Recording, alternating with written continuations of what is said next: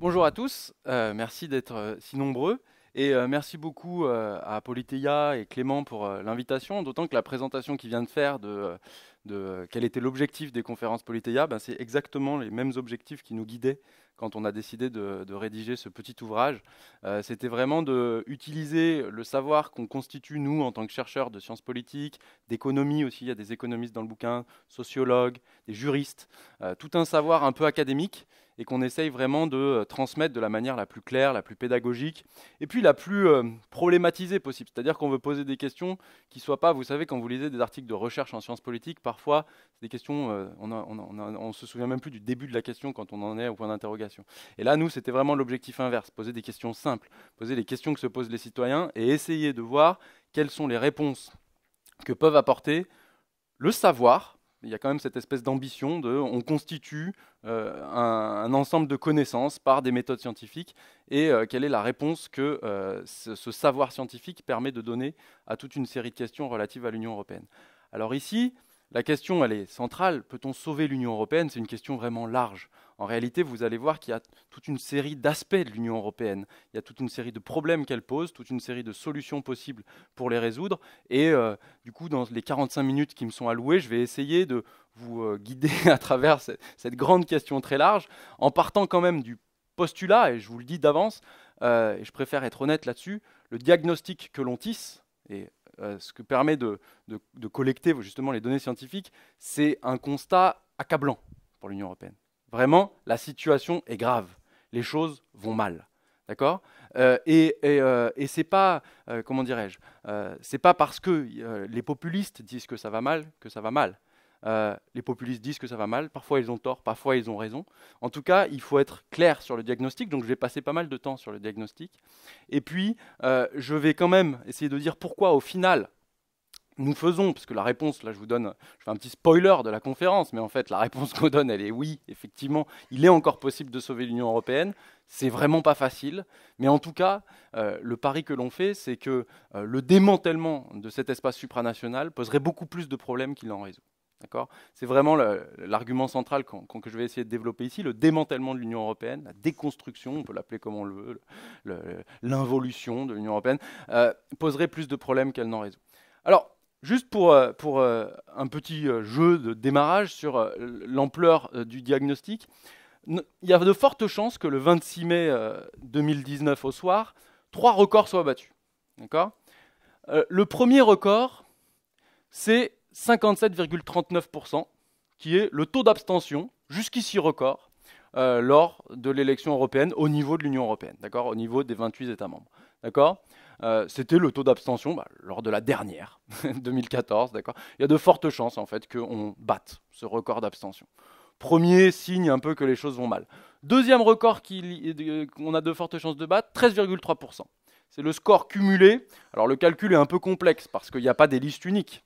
Les listes sont nationales, donc il faut combiner les différentes familles de partis entre elles. Mais si on combine les partis d'extrême droite entre elles, elles vont obtenir sans doute, il y a de fortes chances, là pour le coup, le pari, à mon avis, je voulais aller regarder les cotes, j'ai pas réussi à les trouver, parce que vous savez, les Anglais organisent des paris sur à peu près tout et n'importe quoi, y compris d'ailleurs des résultats de politique. Mais en tout cas, que les partis d'extrême droite obtiennent plus de 13,3%, c'est quelque chose de très très probable. Franchement, vous pariez là-dessus, vous gagnez pas beaucoup d'argent.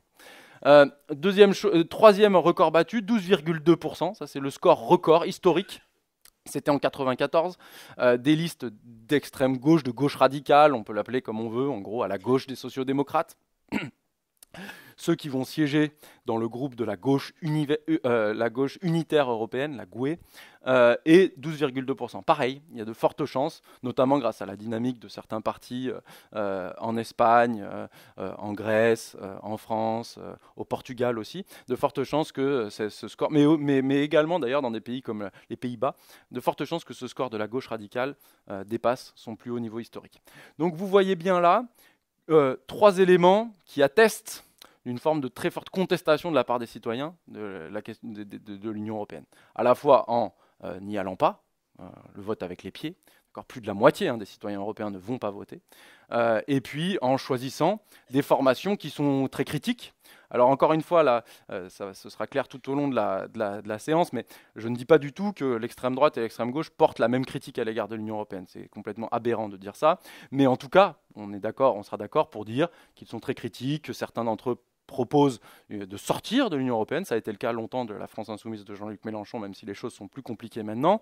Mais en tout cas, voilà, une critique forte et une abstention très forte. Donc, et évidemment, on peut dire que l'Union européenne est confrontée à une situation de polycrise. Polycrise, d'accord ? Bon, le mot dit comme ça peut faire un peu peur, et pourtant, je vous assure que ce n'est pas le grand méchant loup anticapitaliste ou nationaliste qui a dit ça, c'est cet homme-là, Jean-Claude Juncker, le président de la Commission européenne.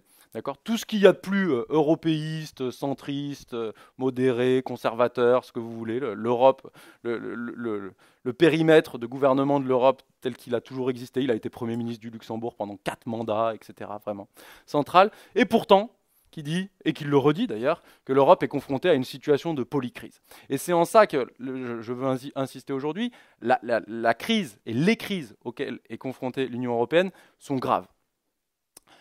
Le premier élément, c'est le prix de l'austérité. Donc, vous savez, puisqu'on en avait débattu en fait en long, en large et en travers lors du traité constitutionnel européen, certains d'entre vous dans la salle étaient trop jeunes à l'époque pour voter, d'autres n'étaient pas trop jeunes, je pense, pour voter. Et du coup, lors de la discussion sur le TCE, vous saviez, il y avait toute cette question sur les contraintes budgétaires, le cadre budgétaire. Ne pas dépasser 3% du PIB en matière de déficit public, ne pas dépasser 70% en matière de dette publique. Ces espèces de critères, ce qu'on appelle la règle d'or parfois, qui étaient inscrits depuis Maastricht, d'accord ? Donc des règles très strictes en matière de dépenses budgétaires de la part des États et qui ont des conséquences en réalité. Cette incapacité pour les États de dépenser un peu plus parfois pour atténuer les chocs systémiques ont des conséquences. Une des conséquences, c'est la montée des inégalités à l'intérieur de l'Union européenne. Il ne faut pas s'en cacher. Depuis les années 80, on assiste à une montée des inégalités dans l'Union européenne. Et si on regarde un peu plus dans le détail, ici donc on a des chiffres par zone géographique, l'Europe du Nord, l'Europe du Sud. Vous voyez que c'est beaucoup plus grave, notamment en Europe de l'Est. Pas de surprise, hein. La sortie de l'Union soviétique, elle a eu une conséquence, elle a été positive pour plein d'aspects, notamment les libertés individuelles, mais elle a augmenté les inégalités de manière très rapide. Mais même les autres pays, qui n'étaient pas sous joug communiste, ont vu les inégalités augmenter en leur sein. Et si on regarde aussi les conséquences qu'ont eues les politiques d'austérité, notamment dans la gestion de la crise des dettes souveraines. Donc là, je parle de ce qui s'est passé autour de la Grèce, autour du Portugal, autour de l'Italie, d'accord, avec la Banque centrale européenne, la Commission européenne qui interviennent dans ces pays-là en disant « Ok, on vous rachète la dette, donc on évite une forme de banqueroute, mais en échange, on veut des politiques très strictes de réduction de la dépense publique, de réduction des droits au chômage, etc. » Ça a eu des conséquences qu'on peut qualifier de dramatiques. Franchement, dans des pays comme la Grèce, ça a eu des conséquences dramatiques, avec l'augmentation de la mortalité infantile, des choses comme une recrudescence d'un certain nombre de maladies qui étaient jusqu'ici disparues, des suicides, etc., des départs en pagaille, la jeunesse, les diplômés de plus de 20 ans qui partaient tous de la Grèce et de l'Italie pendant un moment, ça a été vraiment très très grave. Donc là, ne pas sous-estimer en fait les conséquences de ces politiques de contraction budgétaire sur la situation réelle des pays, d'accord ? Et avec des divergences très fortes. Vous êtes d'accord là aussi, je pense qu'on entend suffisamment parler, mais juste pour le mettre au clair, vous avez quand même des pays au sein de la zone euro et au sein de l'Union européenne dont le dynamisme économique et y compris même la réduction des inégalités vont beaucoup mieux que d'autres, d'accord ? Et qui profitent, on peut peut-être dire, de ce déséquilibre, de cette asymétrie entre les pays européens. Ça, c'est le premier élément de crise qu'il ne faut pas sous-estimer, me semble-t-il. Le deuxième élément de crise, c'est l'inaction face aux défis climatiques, d'accord ? L'Union européenne, il faut se souvenir, elle était jadis vraiment pionnière en matière de lutte contre le réchauffement climatique. Vraiment sur le devant de la scène, très active, en réussissant à obtenir des vraies avancées. Par exemple, pendant le protocole de Kyoto, la négociation du protocole de Kyoto, à la fin des années 90, l'Union européenne était l'acteur central. Et puis, ça s'est progressivement affadi, même si on a vu un petit retour de flamme lors des accords de Paris. Bon, la France a joué un rôle important, mais l'Union européenne aussi pendant les accords de Paris, au point qu'elle réussit à faire signer 197 États, quasiment la totalité des États de la planète, d'accord, sur un accord, certes, pas très très contraignant, mais quand même. Vous vous souvenez quand même le soir des accords de Paris, quand même, la volonté, enfin le sentiment d'avoir vraiment fait un pas en avant, etc. Problème, parmi les États signataires, c'est signé fin 2015, on est bientôt 4 ans après, seulement 16 respectent leurs objectifs. Parmi tous les 197 États signataires, il n'y en a même pas 10% qui respectent leurs objectifs. Ça ne veut pas dire qu'ils ont atteint leurs objectifs, je vous rassure. C'est juste qu'ils ont commencé, ils sont en ligne, comment dirais-je, ils sont en voie d'atteindre les objectifs qui s'étaient fixés. Donc ils commencent à respecter leurs objectifs. Seulement 16. Tous les autres sont très en retard. Alors même que les scénarios de Paris, je vous rappelle, c'était un réchauffement de 2,5 qui serait beaucoup plus grave que ce qu'il conviendrait de faire selon le GIEC. Mais seulement 16. À votre avis, combien États de l'Union européenne parmi ces 16 ? 0. Pas un. Il n'y a pas un État des 28 États de l'Union européenne qui respecte ses engagements en matière de réchauffement climatique, les engagements pris à Paris. Là, ça vous montre aussi, alors c'est pas uniquement de la faute de l'Europe, évidemment, c'est aussi de la faute des États, c'est de la faute à Emmanuel Macron, à Angela Merkel, à Matteo Salvini, etc., qui ne mettent pas en place au niveau national ce qu'ils ont à faire. Mais en tout cas, on voit bien là que l'Europe, en plus sur des compétences quand même l'environnement qui sont déjà largement, enfin qui sont en partie déléguées à l'Union européenne, etc. Donc elle a des voies d'action. Elle n'entraîne aucun effet vraiment notable et durable. D'accord ? Et le pire, en fait, le plus dur, je trouve, dans ce chiffre, c'est que la Suisse et la Norvège, eux, atteignent leurs objectifs en matière de réchauffement climatique. Donc dans l'espace géographique européen, les seuls pays qui réussissent à atteindre leurs objectifs sont ceux qui ne sont pas membres de l'Union européenne. Il y a presque un côté un peu triste à ça, et qui vient témoigner quand même, en tout cas, de l'ampleur de la crise. Troisième point, mais là encore, je pense que on parle d'enjeux dont on est tous conscients, mais encore une fois, c'est toujours important d'en revenir à la réalité factuelle, à la réalité des chiffres. Donc là, j'ai mis cette petite caricature de Xavier Gorce. Vous nous mettez dans une position morale très inconfortable, s'il vous plaît, ne venez pas.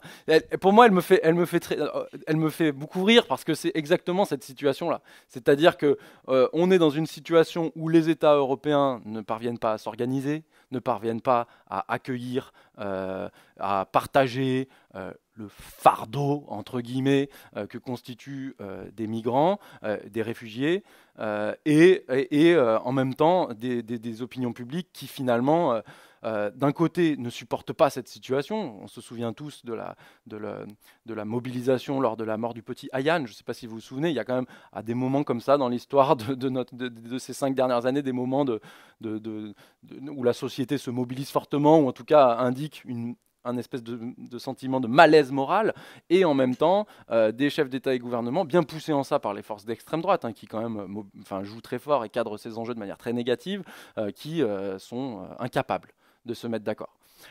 Alors même que la gravité de la crise en tant que telle, déjà une chose que je voudrais rappeler ici, ça me paraît toujours important, on parle souvent de la crise migratoire, et notamment dans le chapitre qui est rédigé sur cette question par Simon Varenne et Clara Heger, ils insistent beaucoup pour dire que c'est une crise à la fois humanitaire et migratoire. Dans le sens où, en réalité, la plupart des personnes qui ont cherché et qui cherchent encore à traverser la Méditerranée sont des personnes qui vivent dans des pays en guerre. D'accord ?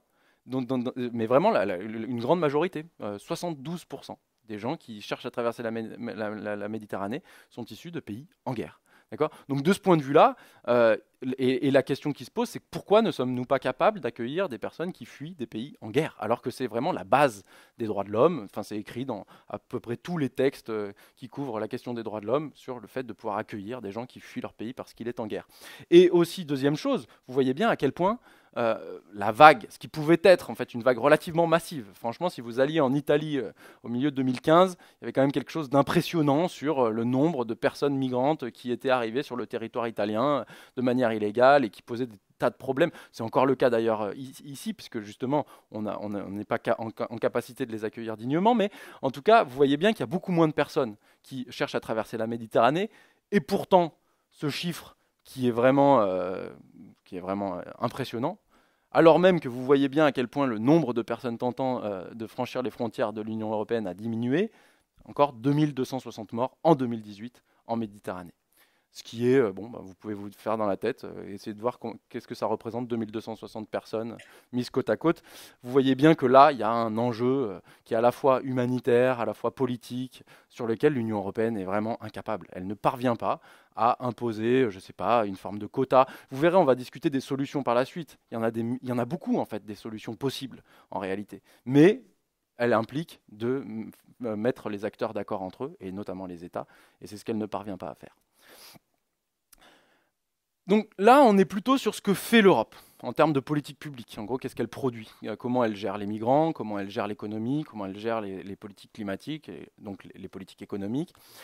Et puis, on peut aussi se poser la question de est-ce que, aux yeux des citoyens, elle est légitime, d'accord ? Est-ce que les citoyens ont l'impression d'avoir leur mot à dire ? Est-ce qu'ils comprennent comment ça fonctionne ? Et la réponse, là, encore une fois, et c'est pour ça que le diagnostic, je vous dis, il est quand même très noir, c'est que les institutions européennes sont vraiment obscures. Franchement, elles sont très obscures. Même moi qui suis un spécialiste, entre guillemets, des institutions européennes, il y a des choses que je ne sais pas. J'arrive pas vraiment à expliquer quelle est la place du COREPER, le comité des représentants permanents, entre la Commission et le Conseil d'État, etc. Je vais pas chercher à faire trop compliqué, je vais même au contraire à un moment vous expliquer un peu comment ça fonctionne, vous rappeler les grands principes, mais en tout cas c'est vraiment compliqué. Franchement, quelqu'un qui s'y intéresse, entre la Banque Centrale Européenne, la Commission Européenne, la Cour de justice européenne, le Conseil d'État, le Conseil des ministres, pardon, le Conseil européen, le Conseil de l'Europe, qui n'est même pas une institution de l'Union européenne, enfin bref, toutes ces institutions-là rendent les choses très compliquées, et on fait en ce moment un travail sur la manière dont les citoyens en gros se positionnent par rapport à ces questions-là, qu'on appelle un focus group, donc on met des gens ensemble pour leur discuter, et j'ai ce petit extrait qui est très amusant. Pourtant des gens plutôt entre 50 et 70 ans et plutôt éduqués. C'était ce qu'on avait décidé d'avoir comme panel, plutôt des seniors assez éduqués pour voir ce qu'ils en pensent. Et donc, mais c'est les commissions qui décident de tout, les commissions. Hein. Mais non, je crois qu'on dit la commission. Mais non, ce sont les chefs d'État et de gouvernement qui décident. Bah, moi, j'en sais rien. Une quatrième personne qui rentre dans la boucle, vous devriez suivre des cours sur l'Europe. Et ça se termine comme ça, ce petit échange qui illustre en fait le fait que des gens qui en fait devraient connaître à peu près, je veux dire, dans les grandes lignes, leur régime ne savent pas du tout en fait qui détient le pouvoir au sein de l'Union européenne, comment le pouvoir est réparti et comment il est décidé. Alors, juste un petit rappel sur les institutions en fait centrales de la. Alors les noms ne sont pas actualisés. Hein. Ce n'est plus Herman Van Rompuy qui est président du Conseil européen, mais peu importe. Quelles sont les institutions ? Vous avez donc celui qui compte le 26 mai, le Parlement européen. C'est la seule institution dont les membres sont élus directement pour siéger dans les institutions européennes. Donc, comme tout Parlement, il a des fonctions législatives, mais des fonctions législatives qu'il partage très fortement avec le Conseil de l'Union européenne. Et le Conseil de l'Union européenne, c'est la réunion des ministres nationaux dans leur domaine de compétences. La réunion des ministres de l'économie et des finances, la réunion des ministres de l'environnement, etc. Et on parle beaucoup de codécision, c'est-à-dire qu'il y a toute une série de politiques pour lesquelles c'est codécidé entre le Parlement et le Conseil de l'Union européenne, mais il y a beaucoup de politiques qui ne sont pas en codécision. Par exemple, les politiques éventuellement sociales, hein, on parle de l'Europe sociale depuis que j'étais même pas né. J'ai vérifié la première fois qu'on trouve l'Europe sociale dans un programme, c'est aux premières élections du Parlement européen au suffrage universel direct en 1979. On parlait déjà de l'Europe sociale. Et pourtant, l'Europe sociale n'est pas du tout codécidée. Donc en fait, c'est les conseils, c'est les ministres entre eux et les chefs de l'État, parce que le Conseil européen, ça c'est les chefs de l'État, et en gros on peut dire que c'est pas la même institution, mais ça représente à chaque fois les intérêts nationaux, d'accord ? Ce sont deux institutions centrales dans lesquelles les États jouent un rôle important.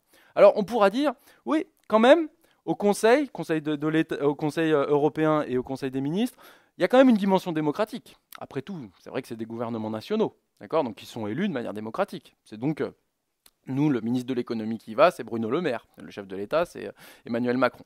D'accord ? Mais en même temps, quand vous voyez la place que prennent les enjeux européens dans les campagnes nationales, elle est ridicule.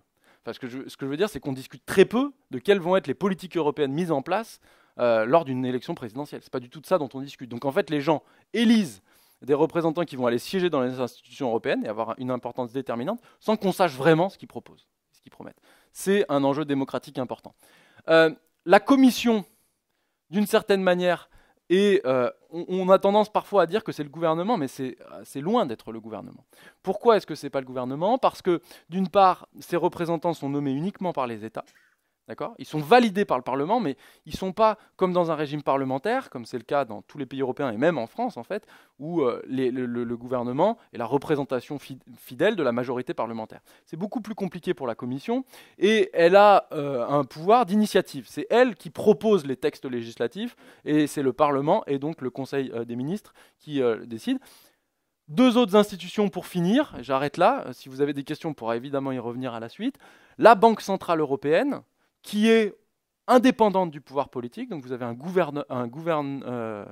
directoire de la Banque Centrale Européenne, avec un gouverneur, qui prennent des décisions de politique monétaire indépendamment du pouvoir politique.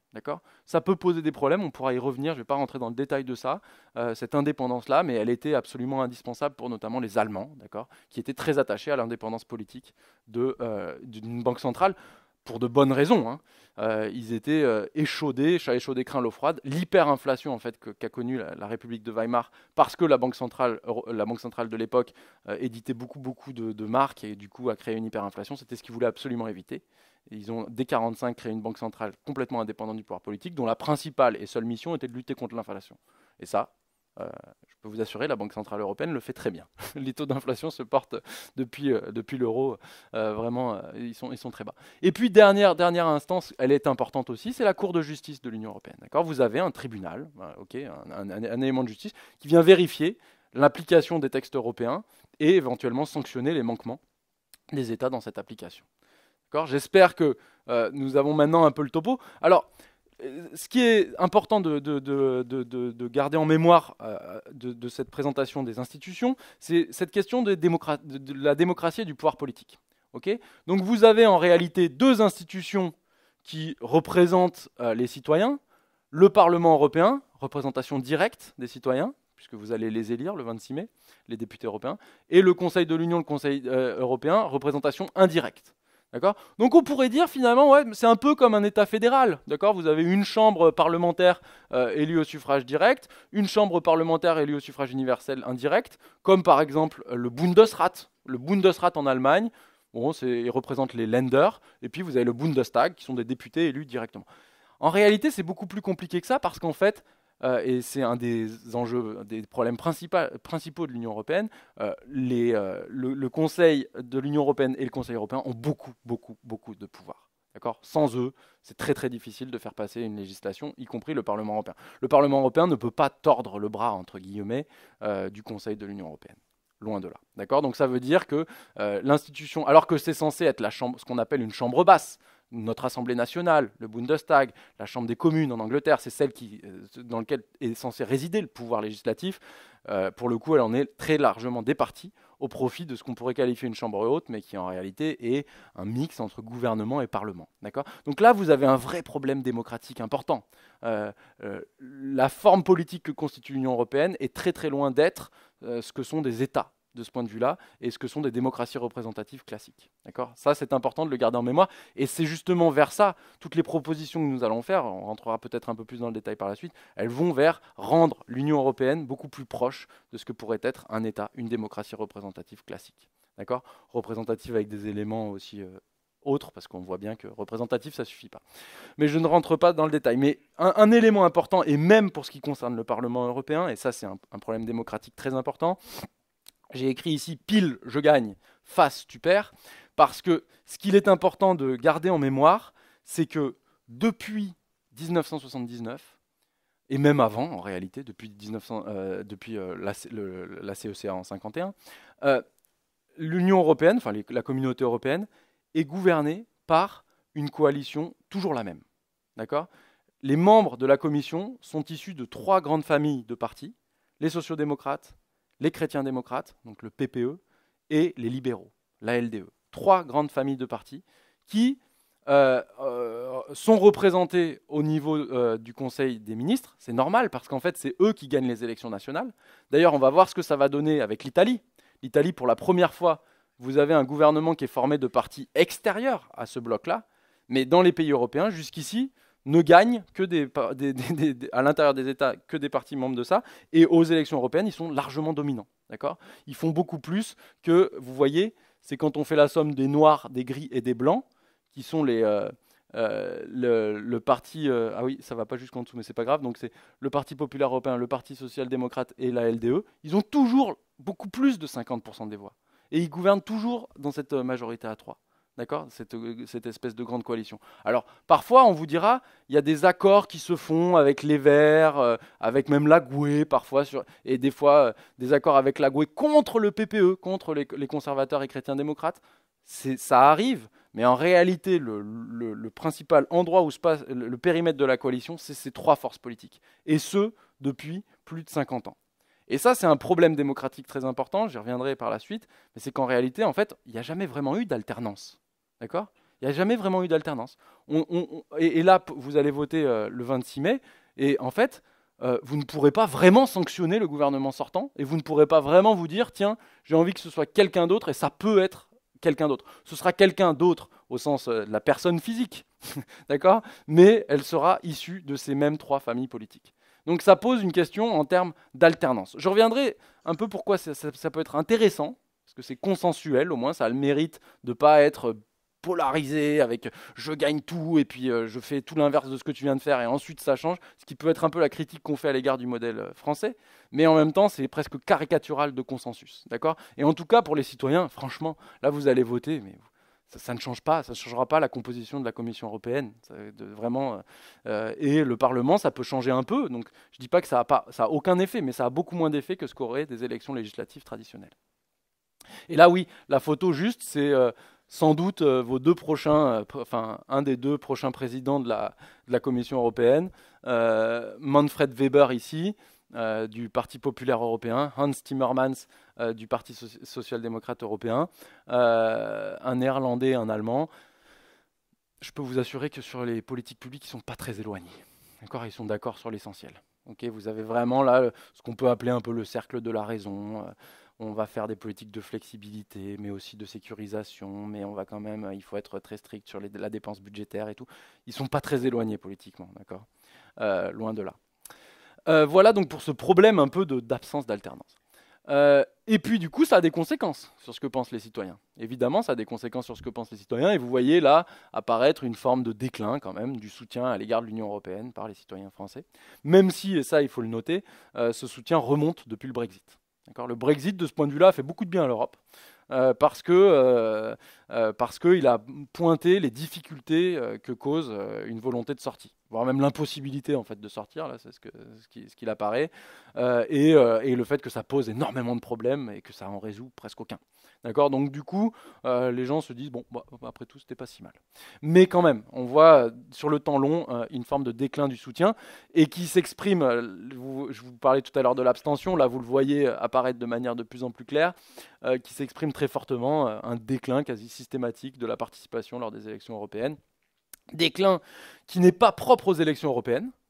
Hein, il ne faut pas oublier que les gens ne vont moins voter un peu à toutes les élections, mais il est encore plus fort aux élections européennes que ce qu'il ne l'est pour les élections nationales. D'accord ? Et la différence est quand même très significative. Vous avez 70% de participation en moyenne aux élections nationales au niveau de l'Europe des 28, et vous êtes à moins de 50% pour les élections européennes. Voilà pour ce désintérêt citoyen. Et puis troisième, dernier élément, j'arrête sur le diagnostic triste, parce que peut-être là vous allez commencer à vous sentir accablé, vous allez vous dire on ne peut absolument pas sauver l'Europe. Mais le diagnostic, il est sur la montée des droites radicales d'un côté, la montée des gauches radicales de l'autre, et le déclin de ces forces en fait qui ont historiquement structuré l'Union européenne et gouverné l'Union européenne sans discontinuer.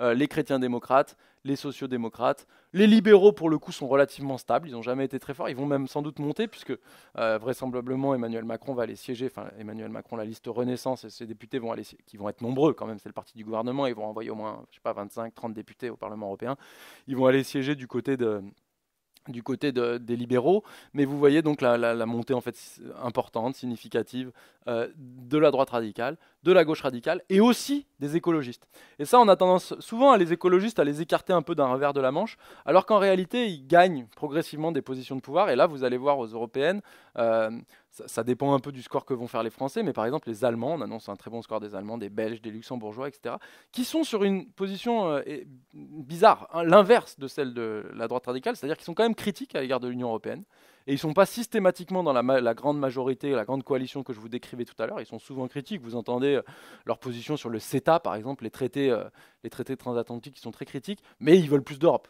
Ils veulent une Europe plus fédérale, ils veulent une Europe des régions, donc que les États prennent moins de place, etc.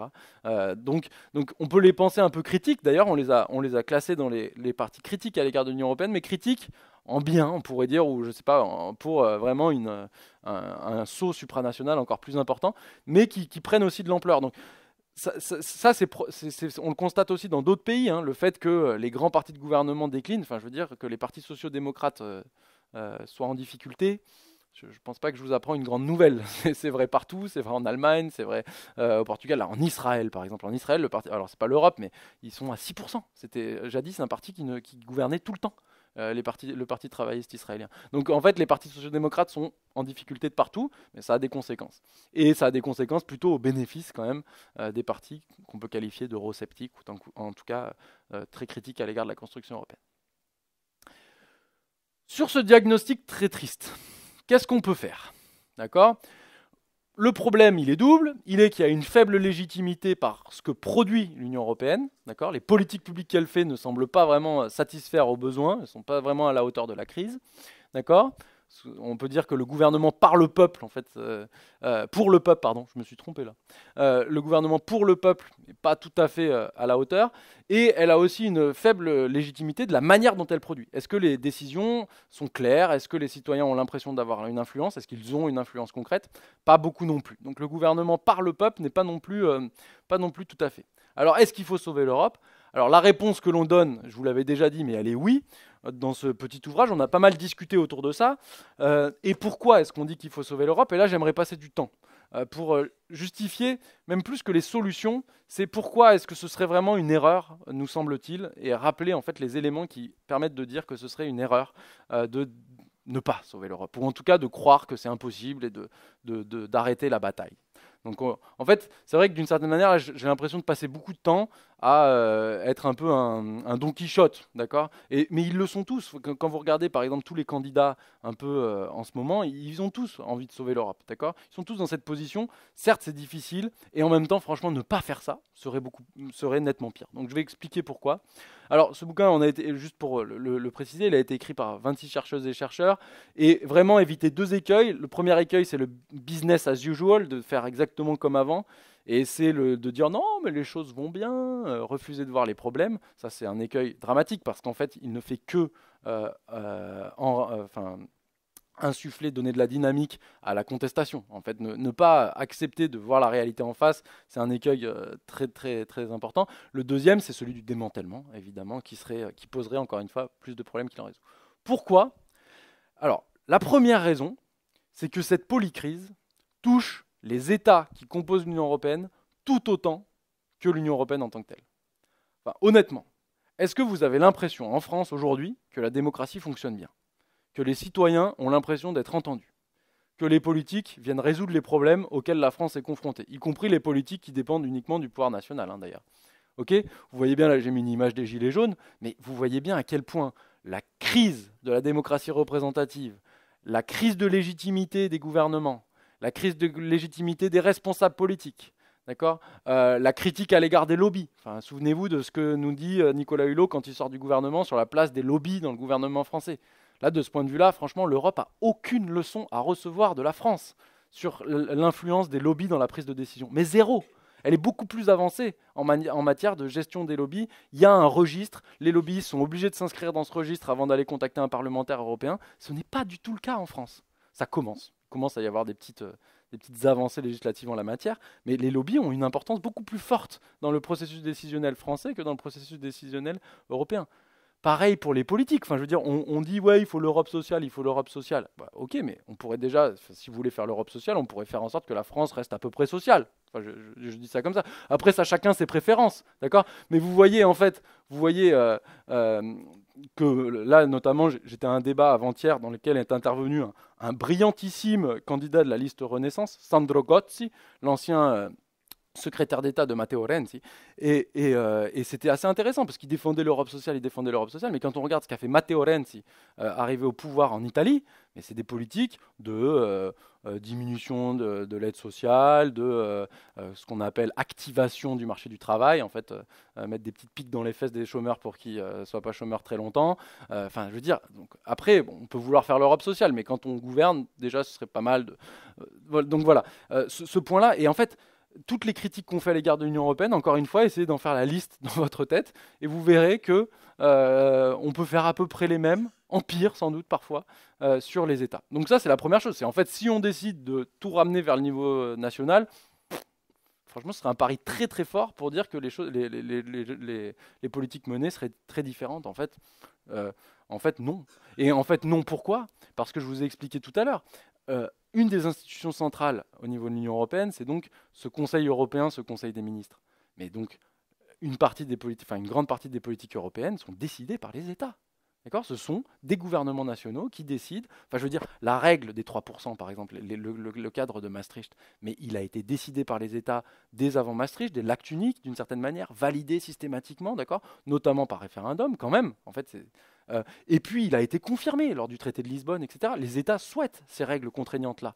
Donc, après, si vous voulez que les États arrêtent de le souhaiter, si on veut que les États arrêtent de le souhaiter, ben c'est plutôt aux citoyens nationaux de se poser la question, est-ce que c'est ça qu'on a envie, ce type de représentants qu'on a envie d'envoyer à Bruxelles? Le deuxième point très important pour lequel, à notre avis, il serait complètement contre-productif de démanteler l'Union européenne, c'est que la plupart des enjeux que j'ai listés tout à l'heure, ça n'a aucun sens de les résoudre au niveau national. Ça n'a plus aucun sens. D'accord? On est incapable de résoudre ça au niveau national, à moins d'entrer dans une forme d'autarcie qui serait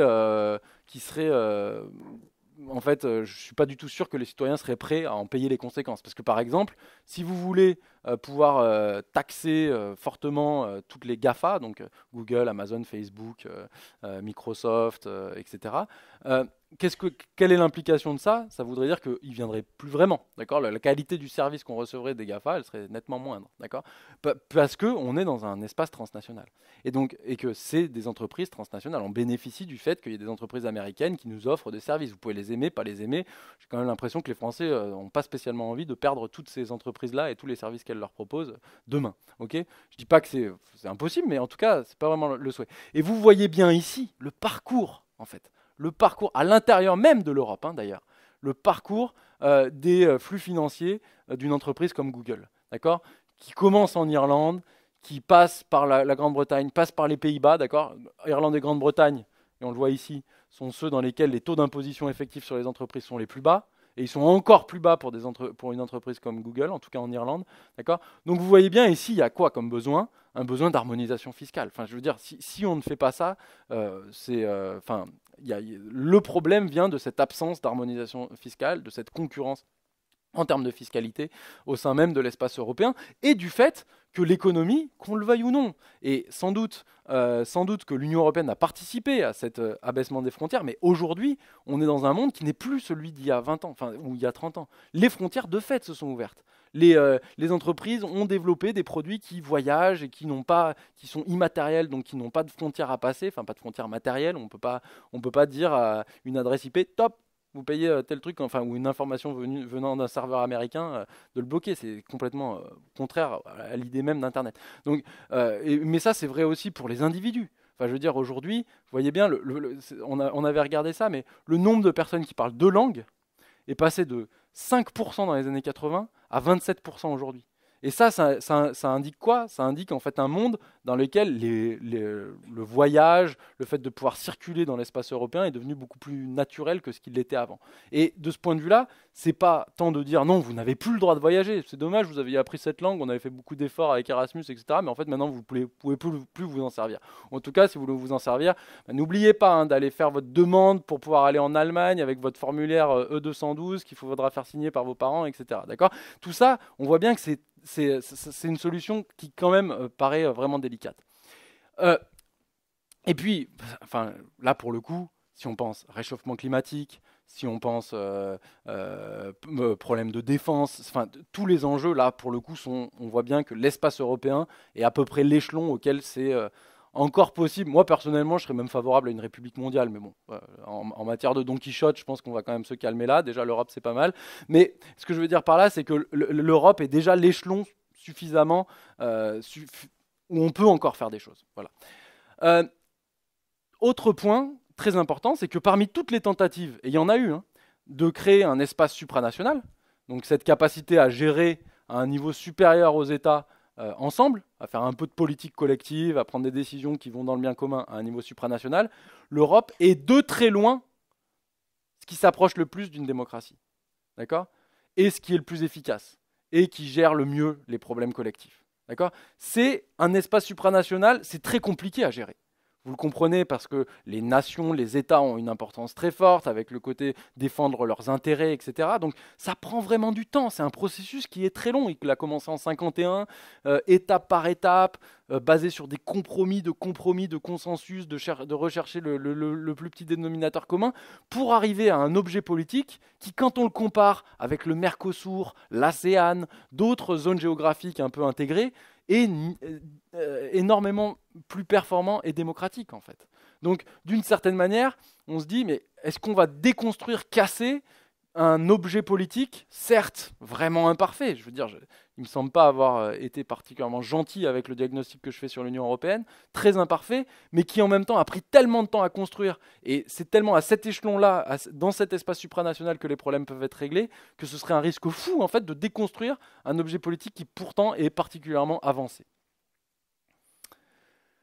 Et puis un dernier point, je crois que c'est le dernier point sur ça, est-ce que, en fait, qu'est-ce que c'est que de construire un espace politique unifié ? D'accord ? Et ça, de se rappeler qu'en fait, la France, même la France, qui est pourtant un pays où la centralisation est beaucoup plus forte que ce qu'elle a été dans d'autres pays, donc vraiment où Paris avait cette capacité de dire « Ah, c'est comme ça partout, vous arrêtez de parler breton, vous arrêtez de parler de basque, vous avez telle loi, telle règle, les églises, nanana », vraiment centralisé, genre unifier la République sur tout le territoire, etc. Et en fait, même un pays comme la France, ça met du temps. Ça a mis du temps à s'unifier au niveau politique. Et là, vous avez une photo d'un puits, le puits de Coincy, qui est en Haute-Loire. Et en réalité, pourquoi je mets cet exemple-là ? C'est parce que jusqu'en 1968, dans ce puits de Coincy, les mineurs entraient dans la mine par la Haute-Loire, mais le charbon qu'ils allaient collecter était dans le Puy-de-Dôme. D'accord ? Ils avaient en fait creusé des trous dessous pour aller chercher du charbon dans le Puy-de-Dôme. On pourrait se dire c'est plus simple d'entrer directement par le Puy-de-Dôme. D'accord ? Vous avez juste à descendre tout droit, vous allez chercher le charbon du Puy-de-Dôme. Non, on entrait par la Haute-Loire. Pourquoi ? Parce qu'il n'y avait pas de salaire minimum homogène sur le territoire national. Les salaires minimums étaient départementaux. D'accord ? Donc, vous aviez des entrepreneurs qui faisaient creuser en Haute-Loire pour aller chercher le charbon du Puy-de-Dôme. Et puis en 68, il y a eu une unification du droit social avec un salaire minimum interprofessionnel garanti, le SMIG, qui a été donc créé en 1968 et qui a unifié les droits sociaux d'une certaine manière. Mais vous voyez bien que cette concurrence en fait au salaire, c'est un peu notre plombier polonais finalement, le mineur du Puy-de-Toncy, d'accord ? Cette concurrence salariale, etc. jusqu'en 68 sur le territoire national français. Enfin, je veux dire, la France, vous voyez bien l'histoire de la France, enfin, je ne vais pas revenir là-dessus, mais même si on prend la Révolution française, c'est quand même, je vais essayer de calculer vite, désolé, c'est quand même 170 ans après la Révolution, 180 ans après la Révolution française même, qu'on arrive à une unification du droit social au niveau national. Donc vous voyez bien en fait ce temps que ça prend. Et donc, d'une certaine manière, la patience que ça requiert, y compris pour nous, citoyens, qui peuvent être très critiques par ailleurs à l'égard de la construction européenne. Et oui, un dernier point, je savais que j'avais un dernier point, je vous avais dit, c'est pas la dernière chose. Un point important, et ça c'est vraiment, qu'est-ce que c'est que la démocratie ? Ici, vous avez une photo d'un politiste qui s'appelle Arendt Leipart. Bon, alors, outre quand même le fait que son nom est complètement imprononçable, et son prénom et son nom, il a écrit un ouvrage très intéressant dans lequel il met en opposition deux modèles de démocratie. D'un côté, les démocraties majoritaires. Les démocraties majoritaires, c'est des démocraties comme la France, comme le Royaume-Uni, comme les États-Unis, où en fait, le pouvoir national est assez simple. Vous avez une élection centrale. En France, c'est la présidentielle. Bon, les législatives, quand elles étaient au milieu entre deux présidentielles, mais maintenant c'est la présidentielle. Aux États-Unis, c'est la présidentielle aussi.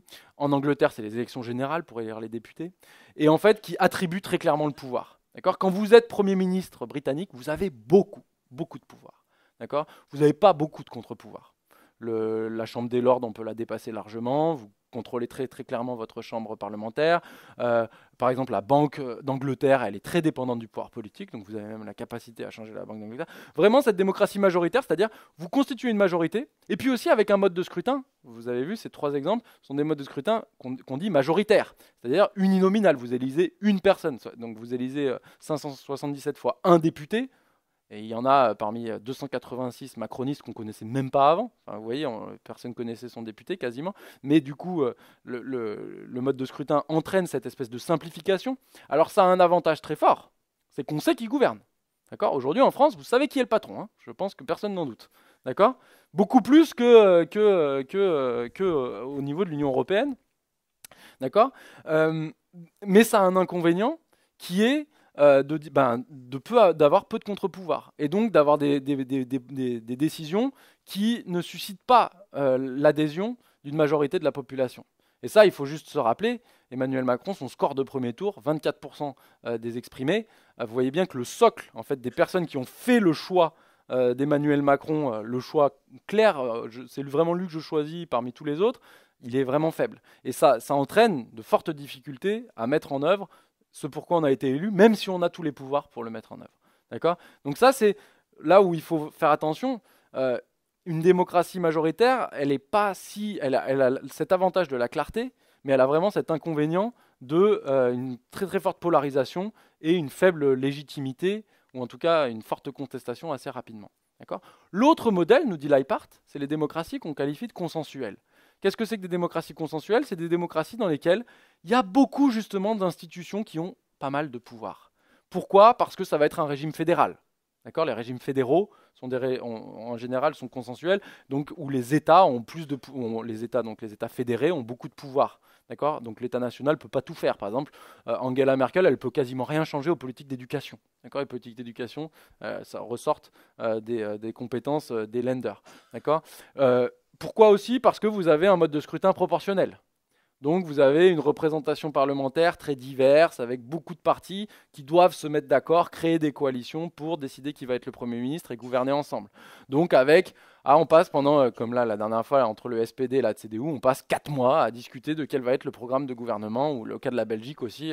Et donc c'est long, les décisions sont mollassonnes, elles sont pas très claires, on ne sait pas vraiment qui gouverne, il y a à la fois les régions, les syndicats aussi souvent dans ce type de démocratie sont très forts. Toutes les institutions, on essaie vraiment de trouver des équilibres et de ne pas aller de l'avant droit devant. Donc ça, ce sont les démocraties plutôt majoritaires, et en fait, plutôt consensuelles, pardon. Et en fait, l'Union européenne est une caricature de démocratie consensuelle. D'accord ? C'est vraiment une démocratie qui est consensuelle à l'extrême. Mais ce que je veux dire par là, c'est qu'il ne faut pas non plus dire « Ah ouais, on n'a qu'à élire un président de la République européen qui aurait quasiment tous les pouvoirs, etc. » Vu la diversité de l'espace européen, il est absolument important de trouver des mécanismes de consensus. Et en général, on se rend compte pourquoi est-ce que les pays choisissent les États dont je parlais, la Belgique, démocratie consensuelle, les Pays-Bas, démocratie consensuelle, l'Allemagne, etc. Pourquoi ? Parce que ce sont des pays justement divisés, dans lesquels il y avait des divisions religieuses très fortes, des divisions linguistiques, régionales, etc. Et qu'il fallait trouver des manières institutionnelles d'accommoder ces différences sans brutaliser. D'accord ? Et l'Europe, c'est ça. Pourquoi est-ce que ce compromis institutionnel est si mou, si flou, si consensuel ? C'est parce qu'il faut trouver des manières d'accommoder ces différences très fortes entre les différents pays, entre les différents peuples, entre les différents citoyens. D'accord ? Et en ça, il ne faut pas non plus considérer « c'est juste pas clair, c'est nul », on jette ça à la poubelle. J'ai encore un point. Pardon. Pour dire pourquoi il faut le sauver quand même. Et là, j'ai mis « Quand je regarde, je me désole », cette phrase de Cicéron. Quand je me regarde, je me désole. Quand je regarde les autres, je me console. Quand je me compare, je me console. Pourquoi ? Parce que, par exemple, pour ne prendre qu'un exemple, la montée des inégalités de tout à l'heure. D'accord ? Je vous rappelez quand je vous ai montré la montée des inégalités ? Eh bien, en fait, certes, les inégalités montent à l'intérieur de l'Union européenne, mais elles montent beaucoup moins que dans de très nombreux autres espaces politiques.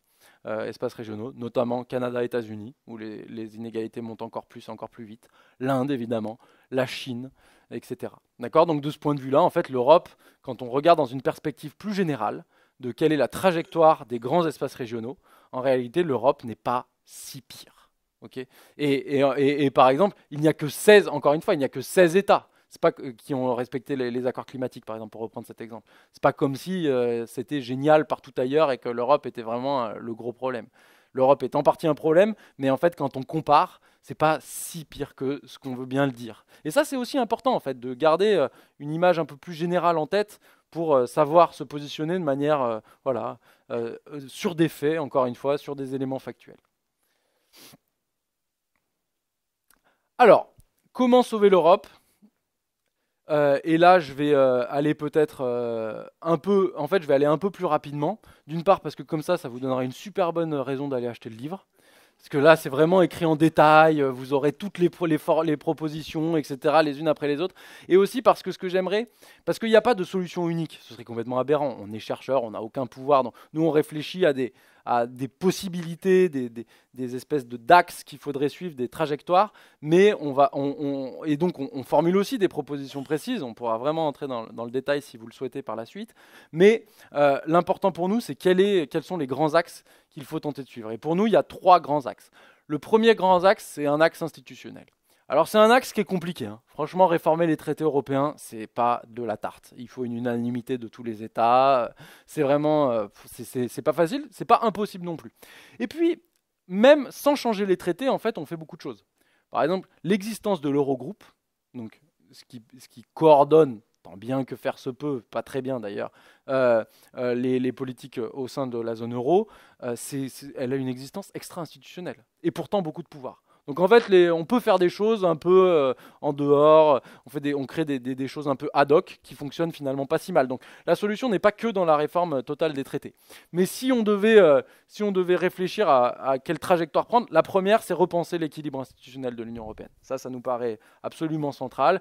Et là, je vous fais un aveu, on est plutôt fédéraliste en fait.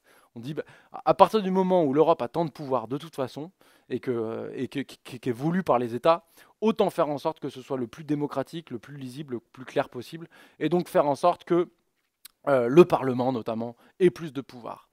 Que le Parlement puisse déterminer très clairement qui sont les membres de la Commission, et pas seulement les États.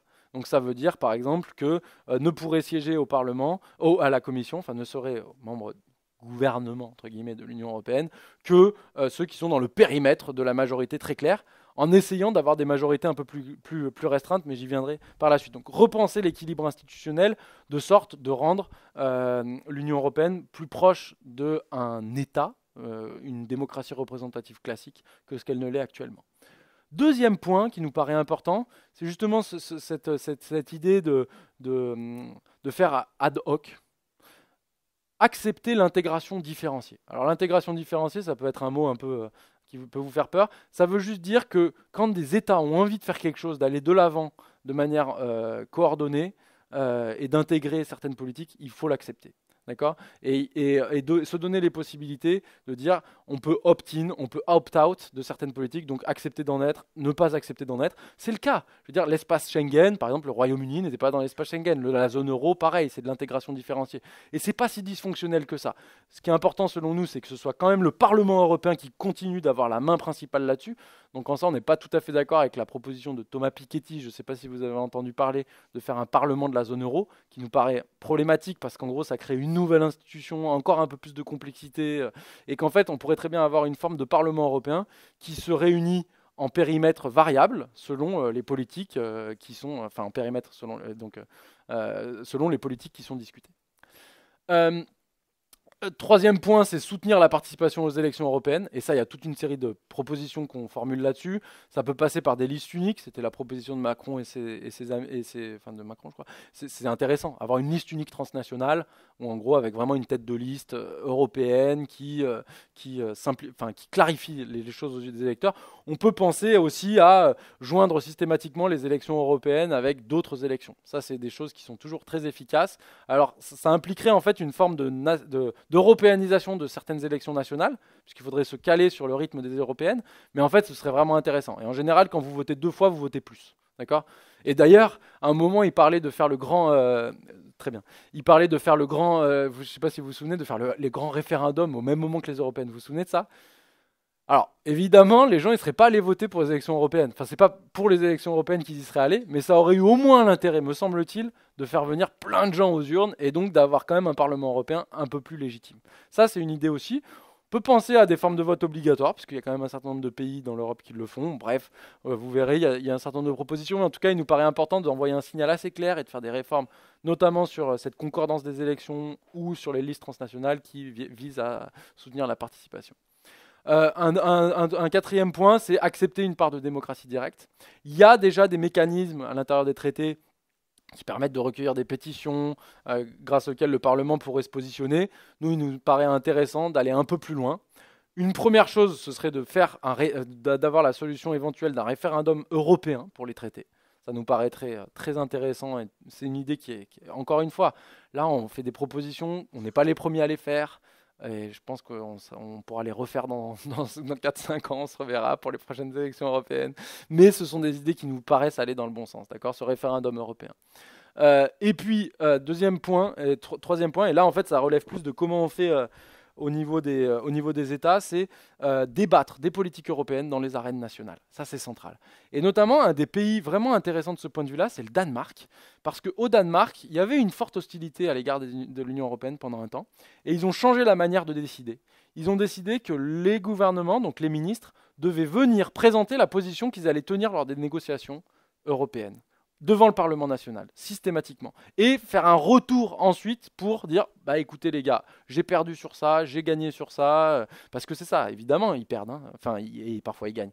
Mais ça a cette vertu en fait de pédagogie et de mettre le Parlement national, en fait, de responsabiliser le Parlement national par rapport à des négociations qui certes sont compliquées, mais qui sont nécessaires par ailleurs.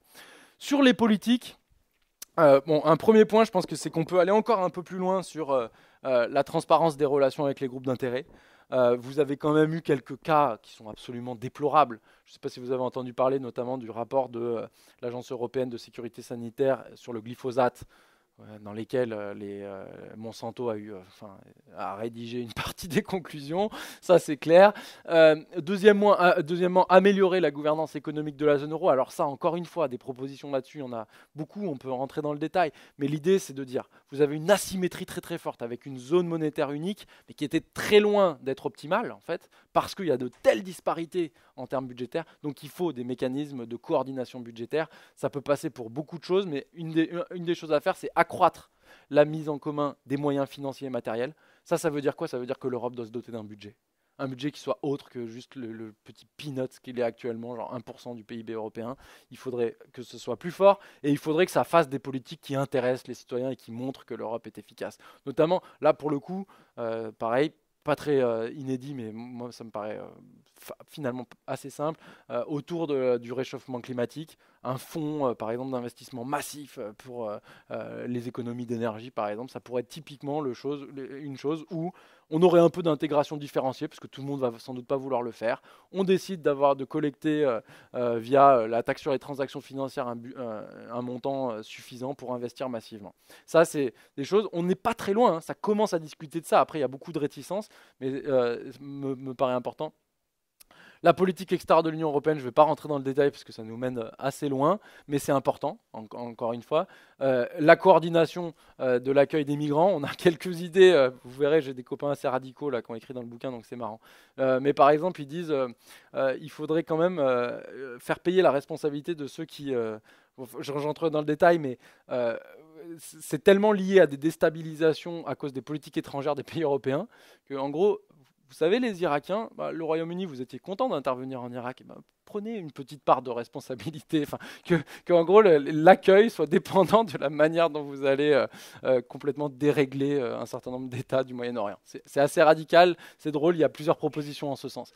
J'en finis avec la vie politique parce que finalement c'est ça, et là on est on est beaucoup de politistes là-dedans, de politistes, donc de spécialistes de sciences politiques, et en fait il y a beaucoup de choses institutionnelles, économiques qui peuvent être faites, mais il y a aussi des choses assez simples, de manière de politiser ces questions-là, de la manière dont les responsables politiques devraient se conduire, etc.